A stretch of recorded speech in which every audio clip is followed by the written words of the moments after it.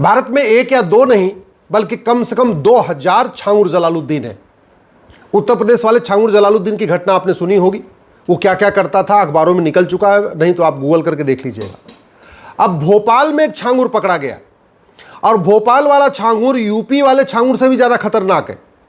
भोपाल का जो छांगुर है वो लव जिहाद भी कराता है, ड्रग जिहाद भी करता है, लैंड जिहाद भी करता है, घुसपैठियों की मदद करता है, धर्मांतरण जिहाद भी करता है, जनसंख्या विस्फोट करने की भी फंडिंग करता है, आतंकवादियों की भी फंडिंग करता है, अलगाववादियों की मदद करता है, जिहादियों की मदद करता है, सिमी और पीएफआई की मदद करता है, जमातियों की मदद करता है और हथियारों का कारोबार भी करता है।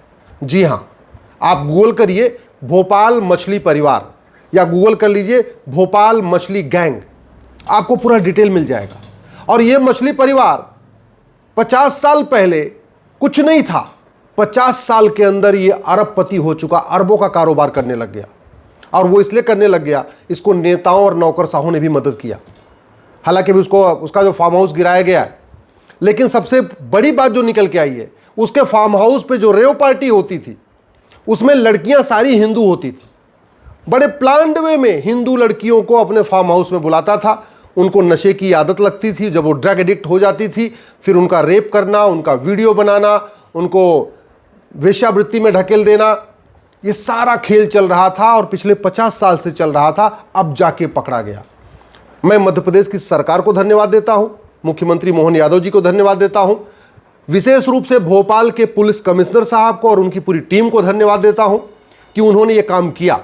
लेकिन सवाल ये है, पुलिस का काम केवल पकड़ना है, छापा मारना है, जांच करना है और जांच को पूरी करना है। क्या वर्तमान कानून में इस छांगुर को, इस मछली को, इसका नाम मछली है, मछली कोई, मैं मछली की बात नहीं कर रहा हूं, पानी वाली मछली, इसका नाम, ये मछली परिवार है, क्योंकि मछली का कारोबार करता था इसलिए पूरे परिवार का नाम ही मछली है। ये जो मछली गैंग है और मछली परिवार है, क्या इसको फांसी होगी? क्या इस मछली परिवार की 100% प्रॉपर्टी जब्त होगी? क्या इस मछली परिवार की नागरिकता खत्म होगी?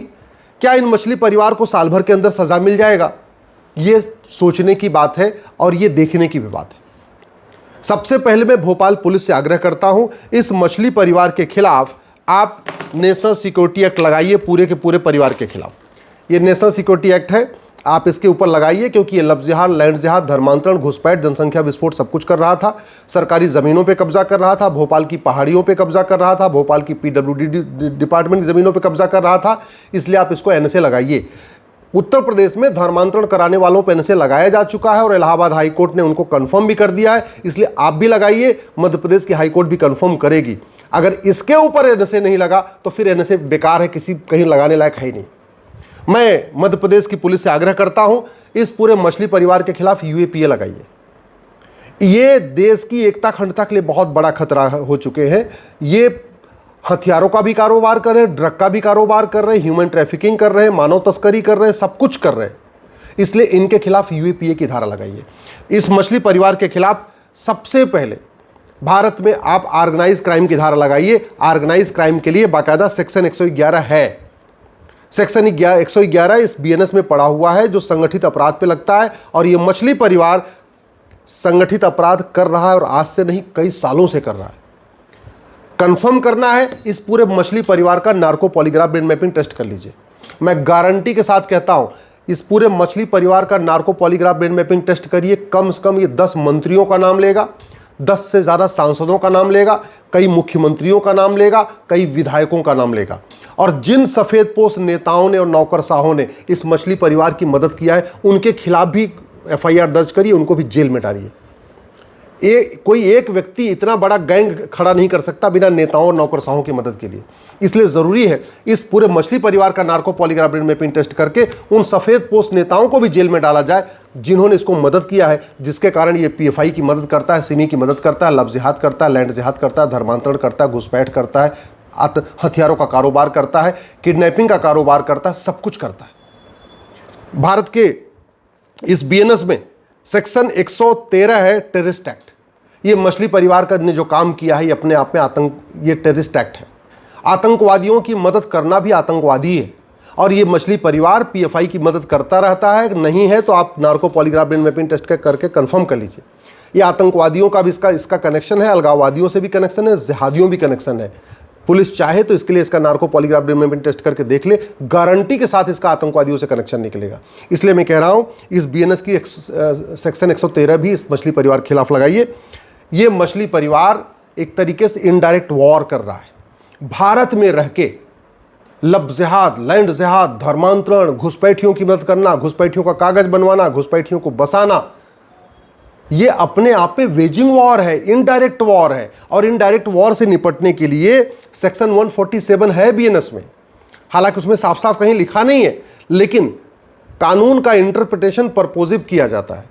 कानून का इंटरप्रिटेशन केवल लिटरल नहीं किया जाता, जितना लिखा उतना नहीं पढ़ना होता है।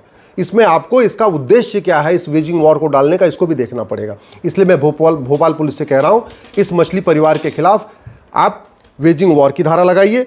और सेक्शन 152 बीएनएस का कहता है जो कार्य हमारी संप्रभुता के लिए खतरा है, हमारी देश की एकता अखंडता के लिए खतरा है, उसके ऊपर सेक्शन 152 का प्रावधान है।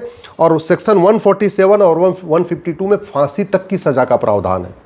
इसलिए मैं मध्य प्रदेश की पुलिस से, भोपाल पुलिस से आग्रह करता हूं, इस मछली परिवार के खिलाफ ऑर्गेनाइज क्राइम की धारा लगाइए, वेजिंग वॉर की धारा लगाइए, आतंकवाद की धारा लगाइए, अलगाववाद की धारा लगाइए और टेररिस्ट एक्ट की भी धारा लगाइए। और कोर्ट से आग्रह करिए कि इस फटाफट इसका नार्को पॉलीग्राफ ब्रेन मैपिंग कानून की अनुमति दे दे, क्योंकि वैसे आप सीधे करा नहीं सकते, कोर्ट से परमिशन लेना पड़ेगा। लेकिन पूरी परिवार की हिस्ट्री बताते हुए, इसकी बेनामी संपत्ति का पूरा ब्यौरा देते हुए, इसके पास कितनी आय से अधिक संपत्ति है, और फिर इसकी हिस्ट्री को देखते हुए अगर कोर्ट से रिक्वेस्ट करेंगे तो court narco polygraph brain mapping की परमिशन दे देगा। नहीं देता है अगर ट्रायल कोर्ट, हाई कोर्ट जाइए, सुप्रीम कोर्ट जाइए। लेकिन इस पूरे गैंग, पूरे नेक्सस को एक्सपोज करने के लिए ये जरूरी है इसका narco polygraph brain mapping test किया जाए। बहुत अरबपति परिवार है, खरबपति परिवार है, करोड़ों रुपए इसके पास है, तो 10-20 करोड़ रुपए खर्च करेगा। हो सकता है कुछ मानवाधिकार की दुहाई देने वाले एनजीओ इसके फेवर में खड़े हो जाएंगे। उनको अगर 1 करोड़ 2 करोड़ दे देगा तो वो एनजीओ खड़े हो जाएंगे इसके पक्ष में। कुछ वकीलों को, बड़े वकीलों को पैसा दे देगा, इसके ह्यूमन राइट की बात करते हुए कोर्ट भी पहुंच जाएंगे। कुछ यूट्यूबरों को पैसा दे देगा, इसका गुणगान भी करने लगेंगे। हो सकता है कुछ और भी लोगों को पैसा दे दे, कुछ नेताओं को पैसा दे दे तो उनकी भी मदद करने शुरू कर दे। हो सकता है कुछ नेताओं को अपना पार्टनर बना ले, उनको कह देगा भैया ठीक काम करो, हमको इससे बचा लो, तुम ले जाओ, मेरा फार्म हाउस भी ले जाओ, मेरी कोठी भी ले जाओ, मेरा जितना भी कारोबार है सब ले जाओ। हो सकता है ये भी कर दे। लेकिन उससे बचने का ये करे उससे पहले जरूरी इसका narco polygraph brain mapping test करके सारी सच्चाई से सामने ले लिया जाए, इसका वीडियो बना लिया जाए, उस वीडियो को मीडिया को दे दिया जाए, पूरा देश सुने, पूरा देश समझे कि छांगुर जलालुद्दीन केवल यूपी में नहीं है, छांगुर जलालुद्दीन भोपाल में भी है, ग्वालियर में भी है, इंदौर में भी है। छांगुर जलालुद्दीन भारत के हर जिले में है, और हर जिले में एक छांगुर जलालुद्दीन नहीं है, हर जिले में कम से कम 2 से 3 छांगुर जलालुद्दीन है। मैं कह रहा हूं, मैं बहुत वर्षों से कहता आ रहा हूं, ये बहुत बड़ी समस्या हमारे लिए खड़ा हो चुका है। ये जो मछली परिवार है हवाला का कारोबार भी करता है, इसके ऊपर पीएमएलए की धारा लगाइए। इस मछली परिवार के पास अरबों रुपए के काला धन है, बेनामी संपत्ति है, इसलिए इसके खिलाफ ब्लैक मनी की धारा लगाइए। ये बेनामी बहुत सारी प्रॉपर्टी खरीद के रखा हुआ है, बेनामी लेन देन करता रहता है, इसलिए बेनामी लेन देन की भी धारा लगाइए। ये जो मछली परिवार है इसको बाहर से भी फंडिंग होती है, भारत को बर्बाद करने के लिए इसको बाहर से भी पैसा मिलता है, इसलिए इसके खिलाफ एफसीआरए की जांच करिए, एफसीआरए की धारा लगाइए। ये छांगुर जलालुद्दीन पिछले 50 साल से बचता रहा है क्योंकि इसकी नेताओं नौकरशाहों ने मदद किया है। नौकरशाह रिटायर हो गए होंगे, नेता भी भूतपूर्व हो गए होंगे, अब नहीं होंगे सांसद, अब नहीं होंगे विधायक। हालांकि मैं जानता हूं उसमें बहुत सारे कौन कौन लोग मददगार, लेकिन मैं नाम नहीं लेना चाहूँगा। मैं चाहूँगा कि पुलिस इसकी तफ्तीश करे। भोपाल के किसी व्यक्ति से पूछ लीजिए कि ये जो वहाँ का मछली परिवार इसको कौन कौन मदद करता है, तो फिर आपको पता चलेगा कई मंत्रियों का नाम आएगा, वहाँ के विधायकों का नाम आएगा। भोपाल के मंत्री और विधायक इस मछली परिवार के मददगार हैं, गूगल करके देख सकते हैं, आप भी देख सकते हैं। और ये सब इसलिए बचता रहा क्योंकि पैसा देता रहा। और इस मछली परिवार की नागरिकता खत्म करने के लिए तत्काल मध्य प्रदेश की सरकार को, केंद्र सरकार को लिखना चाहिए और इस परिवार की नागरिकता खत्म हो, उसके लिए आवश्यक कार्रवाई करनी चाहिए। मैं पहले भी कई बार कह चुका हूँ, भारत लगातार बर्बादी की तरफ बढ़ रहा है। बर्बादी की तरफ बढ़ने का मेन कारण ये है, हर जिले में 2 से 3 छांगुर जलालुद्दीन है जो लब जिहाद को प्रमोट कर रहे हैं, लैंड जिहाद को प्रमोट कर रहे हैं, धर्मांतरण को प्रमोट कर रहे हैं, घुसपैठ को प्रमोट कर रहे हैं, जनसंख्या विस्फोट को प्रमोट कर रहे हैं। जो बड़ी मात्रा में फंडिंग कर रहे हैं, जो जमातियों की मदद कर रहे हैं, जिहादियों की मदद कर रहे हैं, कट्टरपंथी संगठनों की मदद कर रहे हैं, सिमी और पीएफआई जैसे संगठनों की मदद कर रहे हैं। बहुत सारे ऐसे हैं जो विदेशी आतंकवादी संगठन उनके भी संपर्क में हैं। और ये अगर इसको हमने तत्काल सजा देना नहीं शुरू किया, इनकी प्रॉपर्टी जब्त करना नहीं शुरू किया, इनकी सिटीजनशिप खत्म नहीं करना शुरू किया, तो फिर भारत बर्बाद हो जाएगा। 20 से 25 साल के अंदर भारत बर्बाद हो जाएगा अगर हमने तत्काल सठे साठ्यम समाचरित के अनुरूप इनको सजा देना नहीं शुरू किया तो।